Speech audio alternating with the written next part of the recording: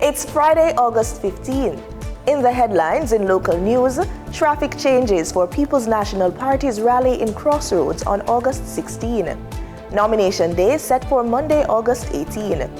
In business news, international Forex educator Gordon Clark II shares his views on how to take the right approach and win. Regionally, Regional Disaster Preparedness Center launched in Barbados. And in sports, Jamaica chases gold at Caribbean Zonal Volleyball Association Volleyball Championships. This is the news on PBC Jamaica. I'm Brittany Clark.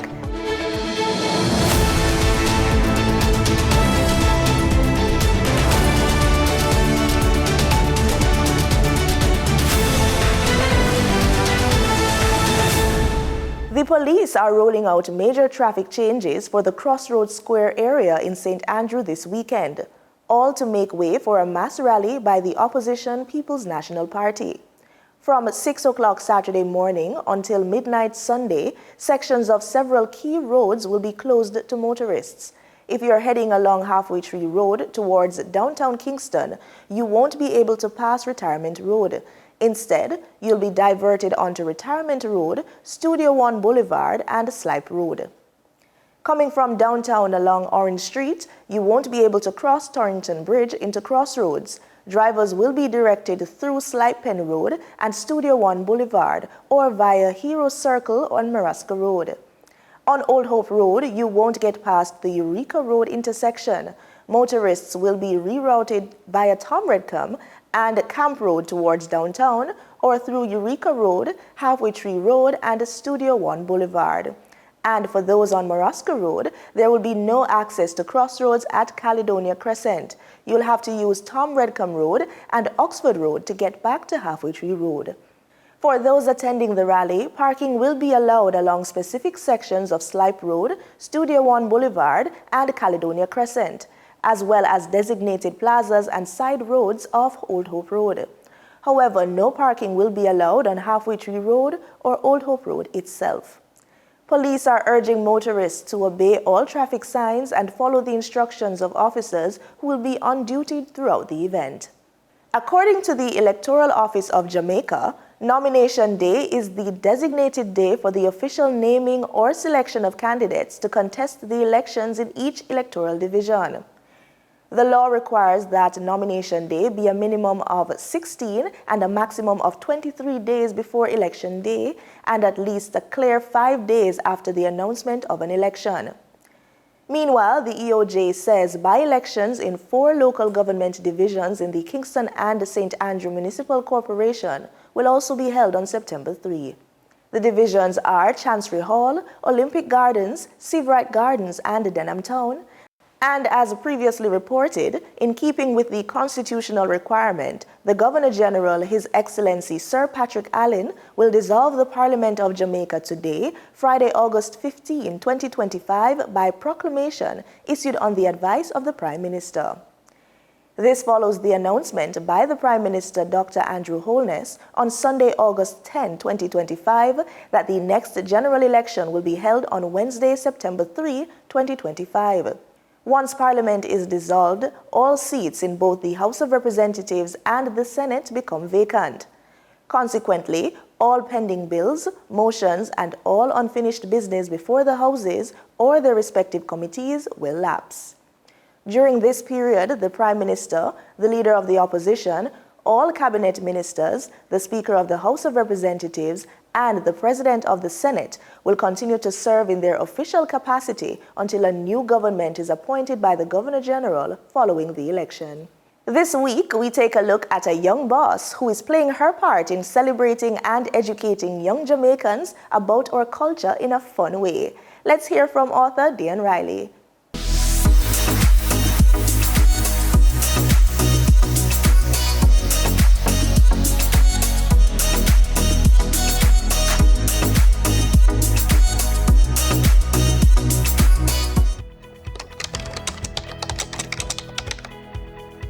I actually didn't. It came by accident and encouragement through a friend. I write, formal documents and everything, and a friend was holding a writing workshop, and she asked if I could help out. but it was about fiction. So I basically said, no, I can't do it, I'm not available, that's not something I do. And she kept on pushing, and then she said, you know what, you should probably think about it, you know. And that planted the seed, and this is how this book series of the Outer Many Explorers came about. The inspiration was I wanted children to be curious about where they live in Jamaica. And you know, because I love this place, it's a wonderful place. It has so much history, it has so many things that we don't know in each parish, and places that we can go and visit and learn. Not only that, Jamaica has such a strong history, so I decided, you know, even when I was a child, I loved to read, and one of the things I loved reading most was mystery books, you know, Hardy Boys, Nancy Drew, that kind of thing. And with that, I said, why not, you know, create one for, you know, children, but based in Jamaica. And that's how the Outer Many Explorers came about. Well, again, the motto of Jamaica, Outer Many, and the children are of a diverse background, as you can see from the little characters here. That name, it just came across, it just stuck, really, it just stuck. I suppose you do get doubts, but when you get a positive, you know, get positive feedback from people, that helps a lot. I would say when I started, I didn't actually share it immediately, the stories immediately. It just started to grow. And then I gave somebody a sneak peek, and that boosted my confidence so much, and I was like, right, I'm on the right track here. So yeah, the doubt faded very quickly. Oh, it's been fantastic. It's been really good. Because even though I explain to them, you know, when they come and see me at, you know, various pop-up events, and I tell them what the story is about, once they get to read it, you know, and the children get to read it, or I've been to schools and so on and I've done readings, they're totally fascinated by it. And what I've discovered is that parents and children are actually going to the various places because of the content of the books. So yeah, I've had a very positive response. What sets me apart? Well, for me, I think it's the combination of the story itself. It's not just a mystery, it's also a tour guide. It also helps children to understand the conservation side of how they can help Jamaica, the element of national pride. So containing that all in a fun story, in a fun way, with a mystery included, you know, where they can go on an adventure. I think that makes my Outer Many Explorer book series very unique. I definitely have to give myself a break because it has happened. Luckily, because of the content of the books, it contains a lot of research. So for instance, you know, I can get information from National Heritage Trust and the National Library and so on. I'm able to find things that will then spark me off again. But I do have to take breaks every now and then. Just go for it. If you have an idea or you are in situations that are familiar to you and you can create a story, just start writing. You know, that's the best thing I can advise, just start writing. And it's so much easier now to become a published author. It's not as difficult as it once was. So I would say to any young person, you know, to just get going, just get started. Just keep on writing. Marketing. Marketing, you have to be on the treadmill of, you know, always promoting, always finding ways to get your book noticed. So as an author, you know, your enjoyment is actually writing the story and seeing the finished product, but there are so many elements. You have to then wear so many hats because, you know, you have to be the accountant, the marketer, the delivery guy. You got to be everything all at once. So you have to, you know, definitely get a handle on that. But if you can get assistance, you know, that's always a bonus.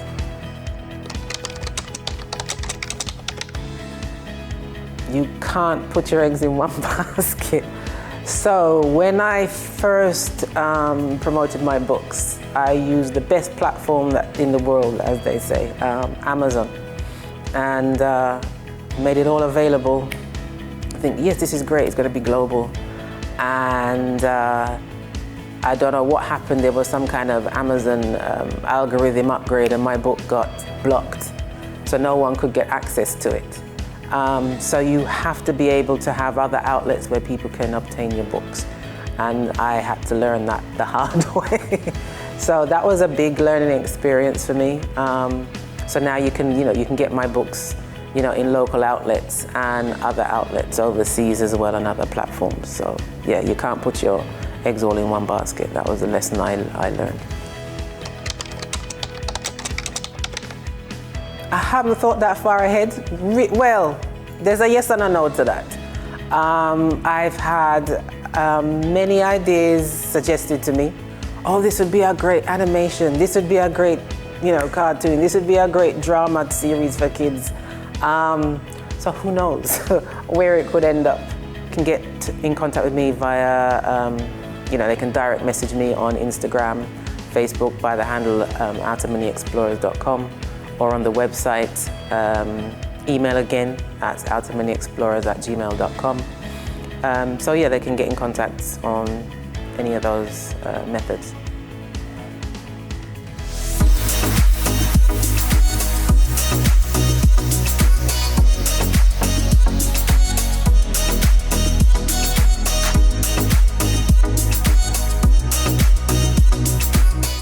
Time now for the Business Report with Denise Williams.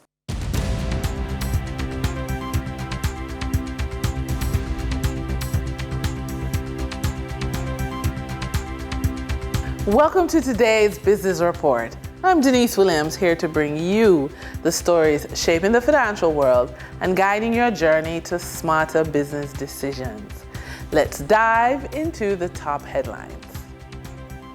We continue with our interview of International Forex educator Gordon Clark, the second who has taught financial principles in 129 countries. As the financial sector becomes more influenced by technology and persons seek new opportunities to earn outside of a traditional job, Mr. Clark shares his views on how to take the right approach and win. Now tell me, the fact is the only reason I'm interested in Forex trading is because I need to step up in life. Right. But give me some grounding, because it's not just about money. Right, it can't be. All right, so first things first, I think a lot of people don't take time to understand how money works. So you got to ask yourself this, what was the last thing you spent money on? Whether it was food, clothes, gas, anything, is things that are of value. And so if you spend money on things that are valuable to you, you got to look at, what does that say? Money flows where value comes from, all right? And so a lot of people want money to flow to them, but they don't want to have any value coming from them. It's the take. And there's only so much of that energy that is going to get you. So a lot of times you're searching for a platform for the value that it can give to you, and that's the exchange. Well, I see the value, I'm going to give you the money. Okay, but then at that point, what are you doing? So one of the first things that I would tell everybody to do is to take the money that you're doing it, or whatever skills, and teach it to somebody. And just that right there, if you're learning enough to where you're teaching, it's going to do two things. Number one, if I'm teaching to you, you're going to start having value from it. And then number two, if it sounds sketchy to you, I've seen people be able to catch scams just because they were talking about what they learned. All right. So that right there, helping other people, but also going to WikiFX help you that way. But then also looking at your time, being reasonable with yourself. What times do I have available? What is my mind space at this point? Am I mentally able to take on learning something new? All of those things. And if the answer is no, then you got to go deeper. Why am I not?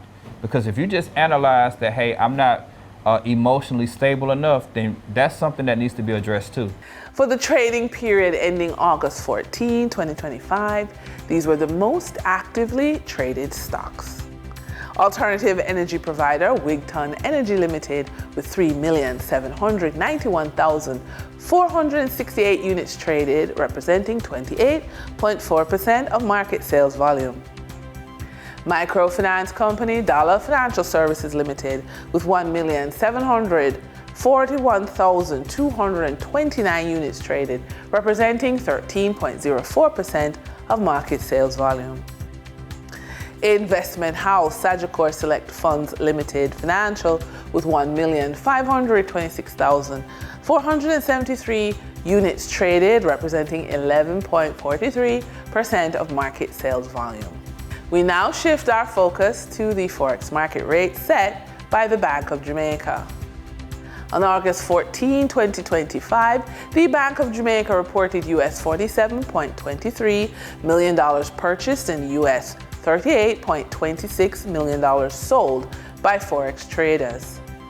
Forex traders earned $2.16 per dollar, selling the US at $161.42 and buying the US at $159.26.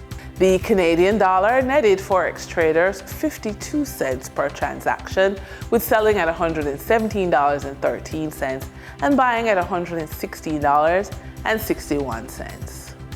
The British pound yielded Forex traders 89 cents in profit, with selling at $217.16 and buying at $216.27.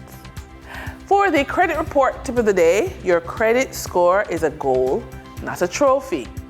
The real goal is to trade that borrowing power for tangible assets, properties, businesses, and investments that form your personal storehouse of wealth.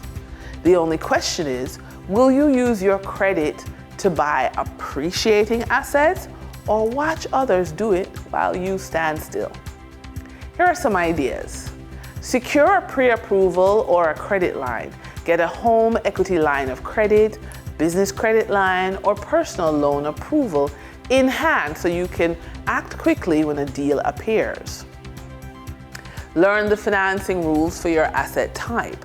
Know the down payment requirements, acceptable collateral, and closing timelines so you can negotiate with confidence. Then make a low risk, high return first move. Use your credit to buy something with resale value or steady cash flow, such as a vending route, dividend paying stocks, or rental ready property. And that wraps up today's business report. I'm Denise Williams, reminding you that every financial decision is a step toward your future. Until next time, stay focused, stay informed, and keep striving for success. See you soon. In regional news, with the Caribbean facing increasing threats from hurricanes, floods, and other natural disasters, a new regional hub is being launched to boost preparedness. The Ross University School of Medicine has opened the Caribbean Emergency and Disaster Medicine Center, CEDMED, to lead training, research, and strengthen emergency response across the islands. Deanza Roberts has the details. Against the backdrop of rising disaster losses and increasing climate threats, the Ross University School of Medicine is taking a bold step. The university has launched a Caribbean Emergency and Disaster Medicine Center here in Barbados. The newly launched center will train healthcare providers, conduct vital research, and foster partnerships to better prepare the region for future emergencies. Dr. Rhonda McIntyre, Senior Associate Dean of External Affairs, says resilience must be built into every layer of the society, infrastructure, and institutions. Here in Barbados, under the Right Honourable Prime Minister Mia Mottley's leadership, the Roofs to Reefs Resilience Strategy and Solar Incentive Program, which I heard Minister Abrams refer to, integrate climate action across housing, water infrastructure, and coastal protection. But resilience cannot stop at infrastructure. It must be woven into governance and health systems to prepare us for the future and future crises. As we reflect on recent hurricanes like Maria and Irma and the strain that COVID-19 placed on our health systems, it's clear that institutional preparedness, trained responders, and community resilience are critical. McIntyre says it is time to move from reaction to readiness, stressing that there is an urgent need for a resilient health system and trained responders who can act swiftly when crisis hits. We recognize that the challenges faced by our health systems and healthcare providers during times of disaster are immense, and our dedicated providers often find themselves on the front lines battling overwhelming odds. This was very apparent during the COVID-19 pandemic. Indeed, health institutions in the region are often under-resourced, struggling with limited supplies and at times inadequate facilities. The combination of untrained personnel and under-resourced institutions creates a system that is ill-equipped to address emergencies effectively. When disaster strikes, the consequences of this ill-preparedness are dire. Over the past 3 years, Ross University has trained hundreds of healthcare providers and community leaders in basic life support. Partnerships with Harvard Medical Faculty, PAHO, and local institutions will now expand that reach into disaster medicine, pandemic readiness, and critical care. Deanza Roberts, CBC News. Trinidad and Tobago's Prime Minister, Kamla Persad-Bissesa, has issued what may be her toughest warning yet to her own MPs and ministers. A fiery 100-day ultimatum to clean up their act and face the courts, the public's wrath, and her political acts. The details in this CNC3 news report. I say this is a warning, a 100-day warning. Straighten up, fix yourself, behave yourself. To say Kamla Persad-Bissesa issued a stern warning or a firm reprimand to her MPs and ministers may be a serious understatement here. I warn you, and I am not afraid. I will fire you, and I will ensure you face the courts. So who exactly had the Prime Minister so fired up on a night the UNC dedicated to showcase accomplishments and spotlight successes on their first 100 days in office? Well, their leader told them and the crowd in Couva on Monday night that she's received some upsetting information about the conduct of some in her ranks. I'm warning some persons. You know who you are.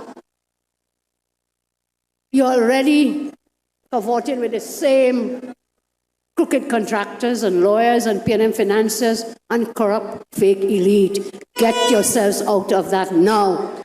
And while she didn't single anyone out, the Prime Minister said she learned that some are already getting carried away. Lyman and Hyatt, Lyman is some restaurant up in town. People would never sit at the same table with you. You are now seen in Port of Spain, sitting at those tables. Learn your lessons. They will carry you, but they will not bring you back. In her strongest statement of the night, the Prime Minister warned them that she and the people worked too hard to give the UNC another chance and warned that failure to comply will result in dire consequences. The DIGI likes to say he will go to war with you. But if you continue that kind of behavior, patterning from the PNM, I am not going to war with you. I'll bust your head should you do it. I'll bust your head. The Prime Minister said she learned valuable lessons during her first term and will no longer tolerate the kinds of conduct she once allowed. And don't ever believe this Kamla 2.0 is not the same Kamla 1 from 2010, 2015. It's not the same. The big question now, who was the Prime Minister talking about? Akash Samaru, CNC3 News. In sports, we go courtside with volleyball. Jamaica's senior volleyball teams are heading to Nassau, Bahamas for the 19th Caribbean Zonal Volleyball Association Senior Championships from August 16 to 24, with the women defending their crown and the men seeking redemption.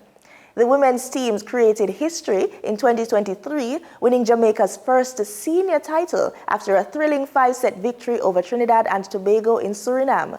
Leading them again is Michael Vernon, last year's tournament MVP, alongside Sasha Lee Thomas, best opposite player, and Anisha Edwards, second best middle blocker. On the men's side, the mission is unfinished business after a narrow quarter-final loss to eventual champion Suriname in 2023. Key returnees include Rick Webb, the best server of that tournament, and Mark Blake, best middle blocker, both bringing strength and leadership from the Jamaica Defence Force. Both teams open play this Saturday, aiming to spike their way into the record books once again. In cricket, the Trinbago Knight Riders have appointed wicketkeeper batter Nicholas Puran as captain for the Republic Bank Caribbean Premier League CPL 2025 season. He succeeds franchise great Kieron Pollard after 6 years at the helm. Nazira Mohammed tells us more. Newly appointed TKR captain Nicholas Puran steps into the role with a seasoned leadership core around him, including Pollard, Sunil Narain and Andre Russell, and under newly appointed head coach Dwayne Champion Bravo. Representing Trinidad and Tobago, first and foremost, it's an honor and privilege. Getting the opportunity to captain this year, it's something that I want to try my best, and obviously it's been passed down from Bravo to Paulie and then to me. Everything they have passed down to me, I'm getting that opportunity now to make decisions on the cricket field, to try to impact the game for us as much as possible. Hopefully put it in our favour. So it's a nice feeling because we talk cricket every single day. We play cricket similarly, and hopefully this year is our one, and we can make it a really memorable one this year for us. Puran's journey in the CPL can be traced back to his debut as a 17-year-old with the then TNT Red Steel franchise in 2013, led by Bravo. Bravo, who captained TKR from 2015 to 2019 before retiring in 2024, framed the decision as part of long-term succession planning. It's important as a leader to always plan for the future. The transition now go down to Nicky P, who is someone who's been playing and learning so much cricket under us as players, and I think he's the right choice at the right time. Pollard's captaincy tenure delivered TKR's record 4th CPL title in 2020, achieved through a perfect 12-0 season, along with 2 additional playoff appearances that underlined the team's consistency. Pollard spoke about the decision to hand over the captaincy at this time. So for me, it was a sort of a easy decision, after last year, thinking about it. With Bravo coming on board, new head coach, and I just thought it was good. This is the right time that if we can get a new captain in to continue that transitional period.